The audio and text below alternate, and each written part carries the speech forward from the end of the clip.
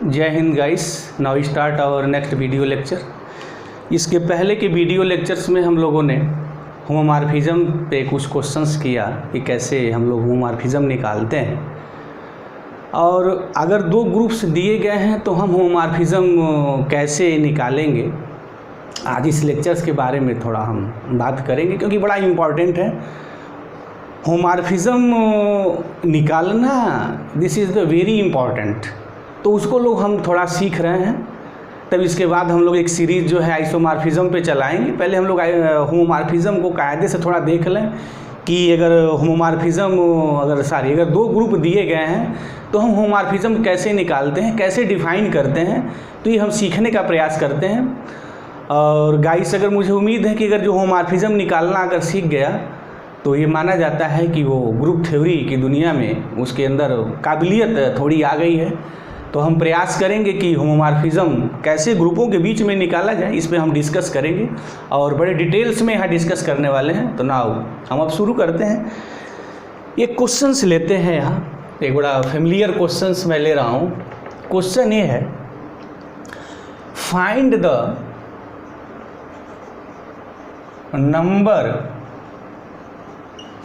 Number of homomorphism between z by 4z to z by 6z। ये हमें निकालना है। Find the number of homomorphism between z by 4z to z by 6z। Meaning हमारी क्या है कि हम इन दो ग्रुपों के बीच में, दो ग्रुप कौन कौन से हैं हमारे पास, एक ग्रुप है z by 4z और एक है z by 6z। These are the two groups. ये दो ग्रुप्स हैं हमारे पास। क्वेश्चन ये है कि इनके बीच हम कितने होमोमॉर्फिज्म डिफाइन कर सकते हैं, या इनके बीच कितने होमोमॉर्फिज्म बनेंगे। और इस टाइप के questions generally high level mathematics competitions में रहते हैं, चाहे IIT JAM हो, NBHM हो, TIFR हो, गेट हो, जो नेशनल लेवल के कॉम्पिटिशन्स हैं मैथमेटिक्स के, जनरली इस पे क्वेश्चन रहता है। तो अब हम इस पे बड़े डिटेल्स में बात करने वाले हैं कि कितने नंबर्स ऑफ द होमोमॉर्फिज्म कैसे निकाले जाते हैं। वैसे इसको निकालना तो विदिन 10 सेकेंड की चीज़ है, लास्ट में हम उस चीज़ को देखेंगे। लेकिन बहरहाल अभी हम ये सीखेंगे कैसे हम होमोमॉर्फिज्म इन ग्रुपों के बीच में, जो ऐसे ग्रुप दिए गए हैं, कैसे डिफाइन करते हैं। तो चलते हैं, देखते हैं। Now solution here. पहले z by 4z थोड़ा बना लिया जाए, क्या क्या एलिमेंट्स हैं इसमें। ये ग्रुप है मेरा, एक ग्रुप ये है, ये जो ग्रुप है z by 4z का है, और ये जो ग्रुप है मेरा z by 6z का है। अच्छा, z by 4z में एलिमेंट्स क्या क्या है सबको पता है। This is the 4z, 4z plus 1, 4z plus 2 and 4z plus 3। अच्छा, इसमें क्या एलिमेंट होंगे, इसमें एलिमेंट 6z होगा, 6z plus 1 होगा, 6z plus 2 होगा। कहाँ तक चलेगा वो बिल्कुल पता है सबको, 6z plus 5 पे चलेगा। उसके बाद 6 लिखेंगे तो यही आ जाएगा। अब 6z plus 7 लिखेंगे तो इसको मैं लिख सकता हूँ 6z plus 6 plus 1 and again this is the 6z plus 1। ये है मेरा टू ग्रुप्स है। अब इनके बीच में हमें होमोमॉर्फिज्म निकालना है। कैसे होमोमॉर्फिज्म निकालेंगे? तो सबसे पहले हम एक मैपिंग डिफाइन करें और वो मैपिंग देखें कि मेरी मैपिंग होमोमॉर्फिज्म है, तब तो बात होगी हम कितने होमोमॉर्फिज्म से डिफाइंड करते हैं। अच्छा, उसकी अब ट्रिक क्या है, कैसे हम पता करते हैं। उसके लिए एक चीज़ जो हमने इसके पहले के लेक्चर्स में बात की थी, कैसे बात करनी है, F of general element of this is equal to F of. जब मैं इस पे एफ लगाऊं तो आउटपुट क्या आना चाहिए, ये आना चाहिए। ये रूल है हमारा, जनरल एलिमेंट ऑफ ये है। और गाइस इसको ध्यान दें, नोट भी करते रहें क्योंकि ये रूल ये बनाइए बड़ा हम बिगिनिंग स्तर से बात कर रहे हैं कि कैसे हम जो होमोमॉर्फिज्म्स डिफाइंड करेंगे, सारी कैसे मैपिंग डिफाइंड करेंगे, उसके बाद देखेंगे होमोमॉर्फिज्म है या नहीं। General element of Z/4Z and general element of this. अगर यहाँ देखा जाए तो Z/4Z के जो जनरल एलिमेंट हैं कैसे हैं, 4Z plus any element of this. अब भले ही अलग है कि वो एलिमेंट इन्हीं में से कन्वर्ट होके आ जाएंगे, तो मैं लिखूंगा कैसे 4Z plus any element of Z मैं ले रहा हूँ, where n belongs to Z। बातें हो गई मेरी। अगर कोई कहे कि Z/4Z का जनरल एलिमेंट लिखा जाए तो एलिमेंट कैसे लिखेंगे हम? पहली बात तो 4Z सब में है, प्लस उसके बाद क्या है, कैसे निकालते हैं 4Z प्लस Z, मतलब इंटीजर्स ऐड कर देते हैं। तो हमने ऐड कर दिया 4Z plus n belongs to. तो this is the general element of this, ये मेरा जनरल एलिमेंट हो गया। अब जो आना चाहिए जनरल एलिमेंट ऑफ Z/6Z, तो जनरल एलिमेंट ऑफ Z/6Z का कैसे आएगा, 6Z प्लस अगेन क्या है, दिस इज ए इंटीजर्स, कोई वो इंटीजर्स है मेरा। अच्छा, उस इंटीजर्स को मैं m भी लिख सकता हूँ, कुछ भी लिख सकते हैं, where m belongs to Z। अब हम उस टेक्निक पे वर्क करते हैं कि कैसे हम पता करेंगे कि कितने नंबर्स ऑफ द होमोमॉर्फिज्म है। तो उसके लिए क्या किया जाता है, थोड़ा लिसनर यहाँ ध्यान दें उस चीज़ को। जब भी कहीं इंटीग्रल वैल्यू आ जाए तो लिसनर ये ध्यान दें, मैपिंग डिफाइन करते वक्त हमेशा हम कैसे लेते हैं, f ऑफ जनरल एलिमेंट, मतलब 4Z plus what, general element is what, या दिस। अभी हमने कहा। अब हम इसको निकालेंगे कैसे, अगर हमें होमोमॉर्फिज्म डिफाइंड करना है Z/4Z से Z/6Z, या कोई भी अगर दो ग्रुप है और उसमें अगर इंटीजर 1 है, तो ये टेक्निक एक डेवलप हो जाती है उसको निकालने के लिए। हम लोग उसको ऐसे निकालते हैं, लेट कर लेते हैं कि let F be a homomorphism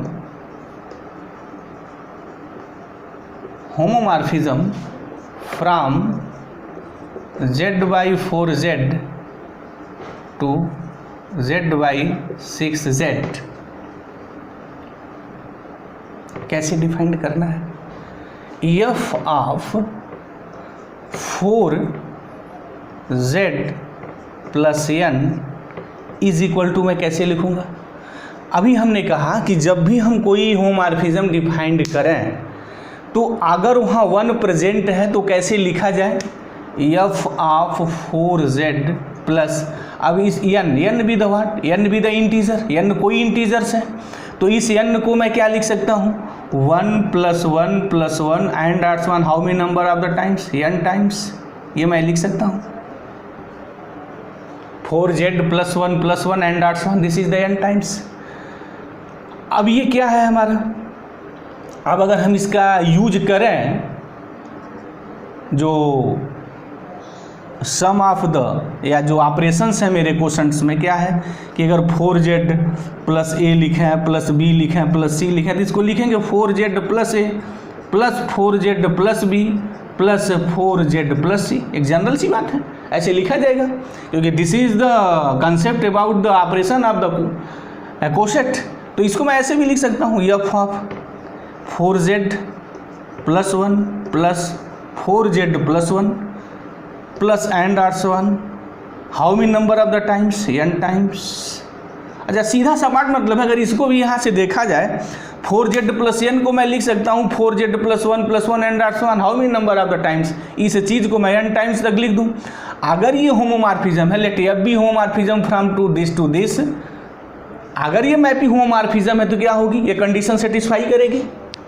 जो मैपिंग प्रिजर्विंग की बात थी, मैपिंग प्रिजर्विंग की मीनिंग ये था कि F of x y is equal to F of x into F of y एस। तो मैं इसको कैसे अब लिखूंगा, इसको मैं लिखूंगा F of 4Z plus 1 plus F of 4Z plus 1, how many number of the times, n times, this is equal to this plus this and also n times, तो एक कॉमन मैथमेटिक्स की बात है, n into F of 4z plus 1 एस, this F of 4z plus n, ये मेरी बात निकल के आ गई यहाँ। अब जो मेरी बात निकल के आ गई थोड़ा मैं उसको यहाँ लिख दूँ।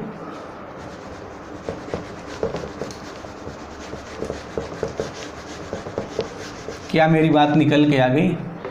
मेरी बात ये निकल के आ गई कि F of 4z plus n is equal to n times F of 4z plus 1। Yes, ये बात मेरी आ गई। मीनिंग क्या हो गई कि अगर एफ कोई भी होमोमॉर्फिज्म है from A group z/4z to z/6z, तो वो होमोमॉर्फिज्म मेरा ऐसा लिखा जाएगा। अब यहाँ एक बात, अगर मैं ये पता कर लूँ कि 4z प्लस 1, यहाँ जो ये 4z प्लस 1 है ये किससे मैप हो रहा है, किन किन एलिमेंटों से मैप हो रहा है, तो उतने नंबर साहब तो मेरे होमोमॉर्फिज्म्स हो जाएंगे। तो ये मेरा ट्रिक है, ये मेरी एक कंसेप्ट है जो हम नंबर ऑफ होमोमॉर्फिज्म इनके बीच में डिफाइंड करते हैं। अभी हम इस पर बहुत सारे क्वेश्चंस लगाएंगे जहां एक ऑटोमेटिक एक हम ट्रिक रिजल्ट डेवलप कर देंगे, कैसे लिसनर जो हैं स्टूडेंट्स अपने से वो होमोमॉर्फिज्म सुन के बीच डिफाइन करने के काबिल हो जाएंगे। तो हमारा यहाँ जो मतलब है वो काबिल बनाने से है कि मैथमेटिक्स में वो काबिल हो जाए, just like as a game उस चीज़ को लेके खेलें। तो अब चलते हैं, देखते हैं। अब यहाँ दो बात आएगी। अब F of 4z plus 1 meaning कि हमने जो ये एफ डिफाइंड किया हुआ है, ये जो मेरा एफ है जिसको हमने होमोमॉर्फिज्म कह दिया, अगर ये होमोमॉर्फिज्म है तो ये बात सेटिस्फाई होगी, राइट। तो ये कंडीशन है अप्लाई किया तो ये रिजल्ट मेरा आ गया। अब 4z प्लस 1 की मैपिंग किससे होगी, तो इसके लिए हम लोगों ने एक रिज़ल्ट डेवलप किया था और ऑलरेडी वो रिज़ल्ट भी है। एक रिज़ल्ट ये था कि इसके पहले के वीडियो लेक्चर्स में हम लोगों ने बात प्रूव की थी, order of F of A divides order of A, this meaning ये हो गई कि अगर ए जी का एलिमेंट है तो एफ ऑफ ए जो होगा वो जी डैश का एलिमेंट होगा। अब इसका आर्डर इसके आर्डर को डिवाइड करेगा, तो इससे हम ये पता करेंगे कि इमेज की मैपिंग कहाँ जाएगी। दूसरी बात ये, मैं ये जानता हूँ कि for all A belongs to G, order of A divides order of G. तो जब भी होमोमॉर्फिज्म बनाएं, लिसनर इस बात को ध्यान दें, तो इस दो कंसेप्ट को ध्यान दें। अब ये दो कंसेप्ट मेरा डिसीजंस कर देगा कि कौन एलिमेंट की मैपिंग कहाँ जाएगी, किससे होगी। मीनिंग है उस रिजल्ट को मैं लिख दूँ। पहला ये आएगा, ऑलवेज आना ही आना जब भी मैं होमोमॉर्फिज्म डिफाइंड करूं, और वो फाइनाइट आर्डर के। तो पहला होगा कि आर्डर ऑफ जो एफ ए है ये डिवाइड्स आर्डर ऑफ ए।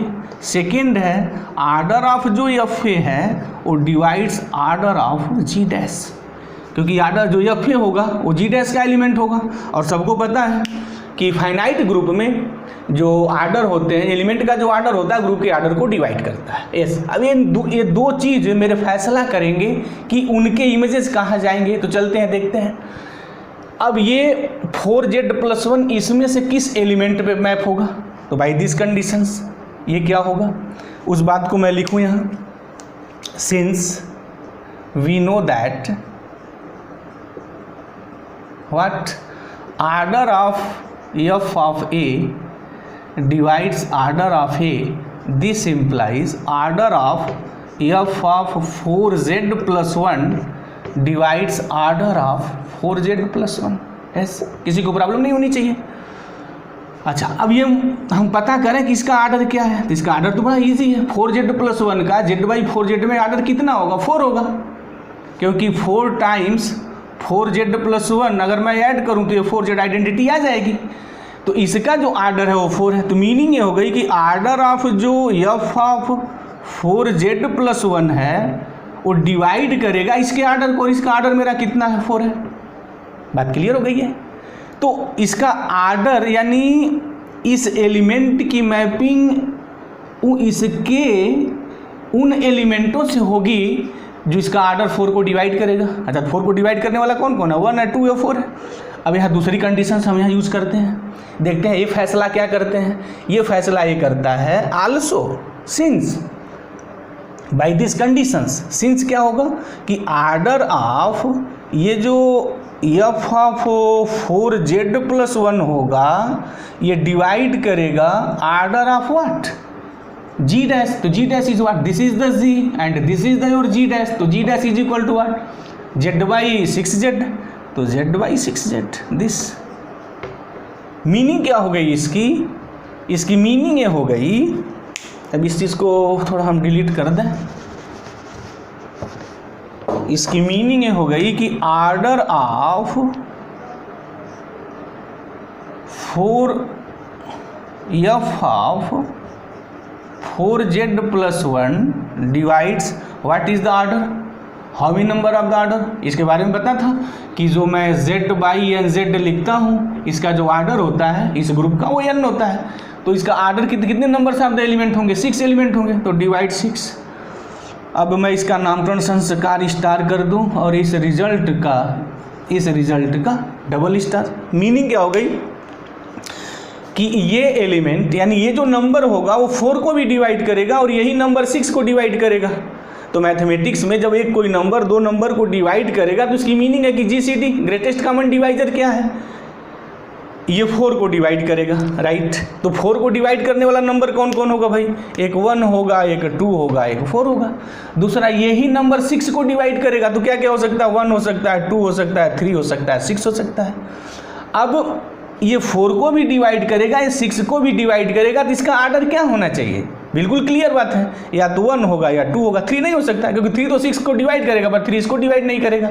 अच्छा 4 भी नहीं होगा इसका आर्डर क्योंकि यह 4 तो 4 को डिवाइड करेगा बट यही 4 इसको भी डिवाइड करना चाहिए तो डिवाइड नहीं करेगा।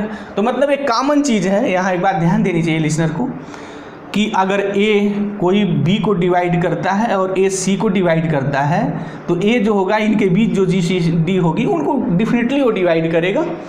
तो this is a common result, mathematics का एक कॉमन सेंस चीज़ है। तो मतलब क्या होगा, from star and double star में क्या लिखूंगा कि इसका जो आर्डर होगा वो आइदर 1 होगा और 2 होगा। Yes, this is the clear here.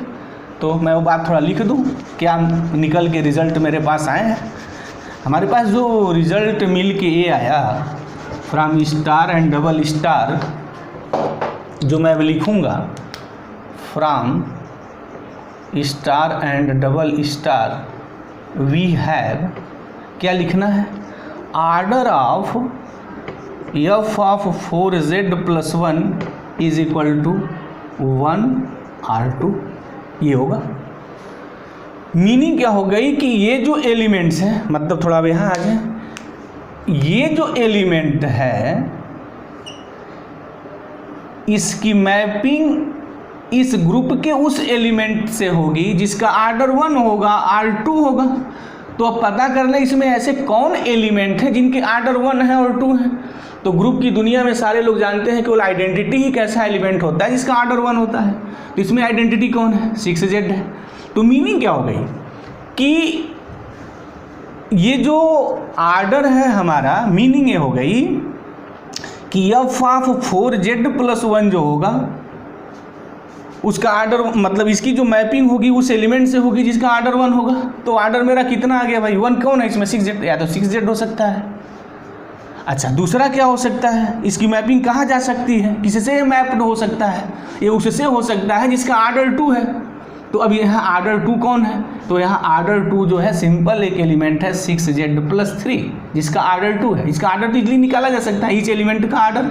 और आर्डर पे भी हमने काफ़ी जो है रिजल्ट्स डेवलप किए हैं, प्रूफ भी बहुत सारी चीज़ों को किया है। तो 6z+3 एक ऐसा एलिमेंट है जिसका यहाँ आर्डर 2 है, तो ये भी मेरा हो सकता है 6z+3। मीनिंग मेरी क्या हो गई कि ये जो होमोमॉर्फिज्म है, इस होमोमॉर्फिज्म के अंदर 4z+1 6z भी होगा और दूसरा 6z+3 भी होगा।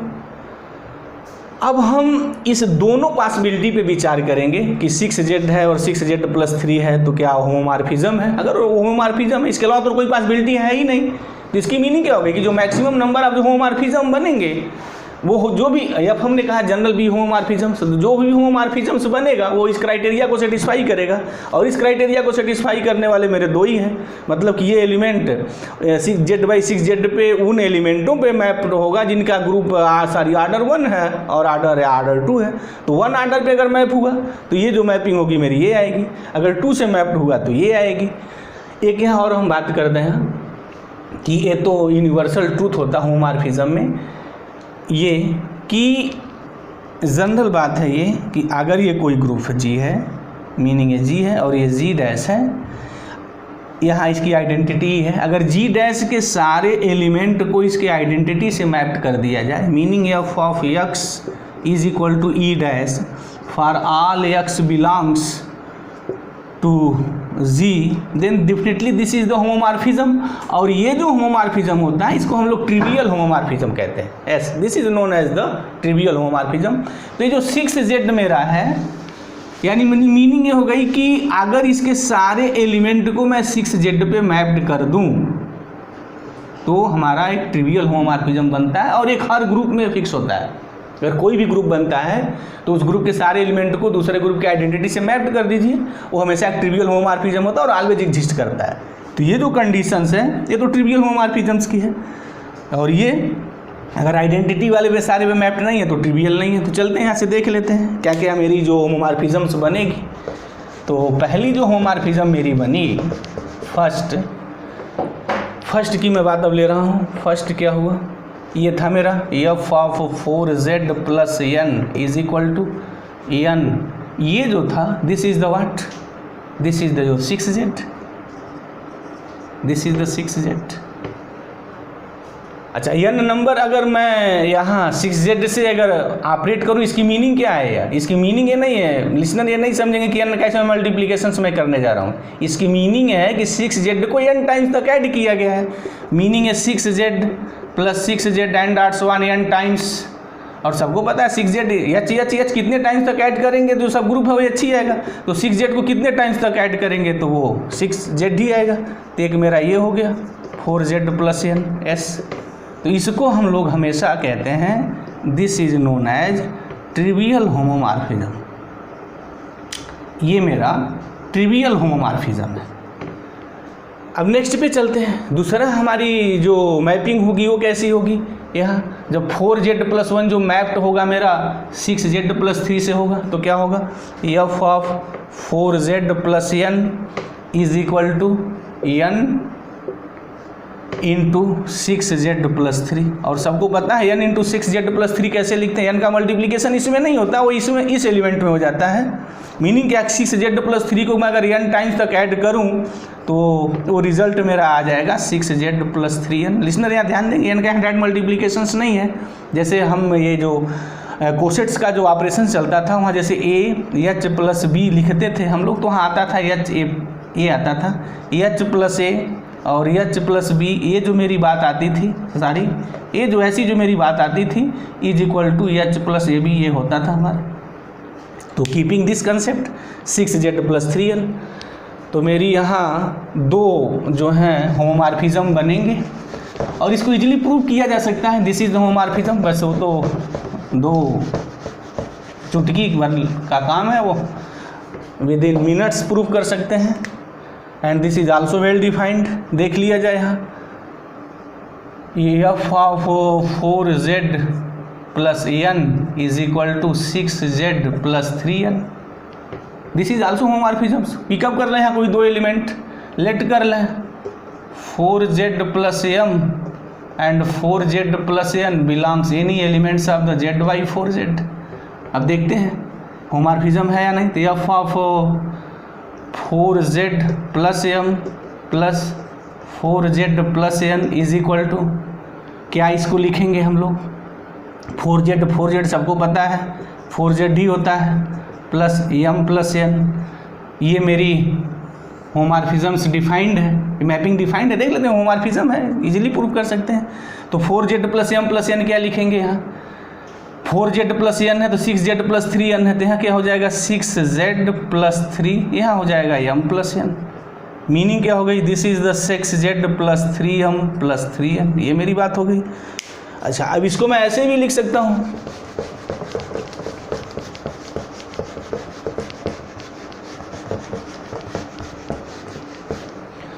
इसको मैं ऐसे भी लिख सकता हूँ कि f of 4z plus m plus 4z plus n is equal to 6z plus 3m plus 3n है, तो इसको लिखा जा सकता है 6z plus 3m plus 6z plus 3m, क्योंकि again 6z plus 6z is equal to 6z। अब 6z plus 3m is what, क्या होगा ये, by this definition this is the f of 4z plus m and this is the what f of 4z plus n। हो गया ये f of 4z plus m plus 4z plus n, hence f is homomorphism. अब बड़े easily prove किया जा सकता है कि f जो है मेरा वेल डिफाइंड है, चाहे यहाँ है वहाँ, और वेल डिफाइंड प्रूव करना स्टूडेंट स्कूल स्तर से सीखते चले आ रहे हैं, तो उसको यहाँ प्रूव करना इंपॉर्टेंस हमने नहीं समझा है, क्योंकि this is a very easy. Meaning क्या हो गई कि z बाई जो 6z है और ये मेरा z बाई जो 4z है, इनके बीच जो टोटल नंबर ऑफ जो होमोमॉर्फिज्म होंगे वो मेरे होमोमॉर्फिज्म्स 2 होंगे। और वो कौन कौन 2 होंगे, एक तो मेरा जिसको हम लोग ट्रिवियल कहते हैं वो सब में एग्जिस्ट करना है, दूसरा एक मेरा ये होगा जो नॉन ट्रिवियल है दिस, ये जो होमोमॉर्फिज्म्स है। तो मुझे उम्मीद है गाइस कि हम लोग कैसे होमोमॉर्फिज्म्स निकालेंगे, थोड़ी बहुत इस पर बात हुई, how can you find the number of the homomorphisms. अब हम लोग इस पर एक जनरल रिजल्ट भी डेवलप करेंगे कि कैसे जनरली हम सोचेंगे, तो उस पर भी हम लोग भी क्वेश्चंस लगाएंगे। इस टॉपिक्स को बड़ा जल्दी छोड़ने वाले नहीं, क्योंकि इसका बड़ा इंपॉर्टेंस है। जब तक इसको पूरे हम लोग डिटेल्स में कायदे से क्वेश्चंस डिफरेंट टाइप्स के सॉल्व नहीं कर लेंगे, तब तक हम लोग उसको आगे नहीं बढ़ेंगे। बस इसको जो भी हमने कहा था इसको चुटकी में सॉल्व कर सकते हैं, तो उसके लिए मेथड ये होता है, रिजल्ट ये है कि उस रिजल्ट को मैं थोड़ा यहाँ लिख दूँ, क्योंकि हमने कहा था कि इस क्वेश्चंस को विद इन कुछ सेकेंड में लगा सकते हैं। तो अगर ऐसे क्वेश्चन कॉम्पिटिशन्स में आते हैं तो एक रिजल्ट यूज ये करते हैं, रिजल्ट ये होता है कि अगर z बाई mn है mz और z बाई nz है, तो इनके बीच जो होगी टोटल नंबर, इनके बीच हमारी कोई भी एक मैपिंग f है तो मैपिंग होमोमॉर्फिज्म होगी, और टोटल नंबर ऑफ जो होमोमॉर्फिज्म होगा, टोटल नंबर ऑफ जो होमोमॉर्फिज्म होगा वो GCD ऑफ mn होती है, ये होता है। मीनिंग ये हो गई कि अगर इस टाइप के कोई भी 2 ग्रुप दिए हुए हैं और आपसे पूछा जाता है कि what is the total number of homomorphism, generally high level mathematic competitions में आते हैं क्वेश्चन इस टाइप के, तो बस इनका m और n का GCD निकाल लीजिए, जो GCD आएगा वही हमारा नंबर ऑफ होमोमॉर्फिज्म होगा। जैसे इस क्वेश्चन को अगर देखना है तो यहाँ m कितना है 2 है और n कितना है 4 है, तो 2 4 और GCD 2 4 का 2 होता है, यस, यानी मतलब टोटल नंबर ऑफ जो होमोमॉर्फिज्म बनेंगे वो 2 बनेंगे। बट कौन कौन बनेंगे, कैसे कैसे बनेंगे, दीज आर द इम्पॉर्टेंस। तो जो स्टूडेंट्स तैयारी कर रहे हैं उनको ये भी जानना जरूरी है कैसे बनेंगे, और एकेडमिक के लिए तो मस्ट ही है, जो तैयारी कर रहे हैं वो भी ये सारी चीज़ को सीखें। अगर ये चीज़ सीखे रहेंगे तो उनके लिए कॉम्पिटिशन्स निकालना थोड़ा आसान हो जाएगा। तो विद इन सेकेंड हो गया, इनके और इनके बीच जो जितनी GCD जो बनेगी 2 4 की जैसे बीच GCD 2 है, तो total number of the homomorphisms मेरे 2 होंगे। तो this is a very easy to find the number of the homomorphisms. तो मुझे उम्मीद है गाइस कि ये बात बिल्कुल समझ में आ गई होगी। जय Hind guys, thank you very much.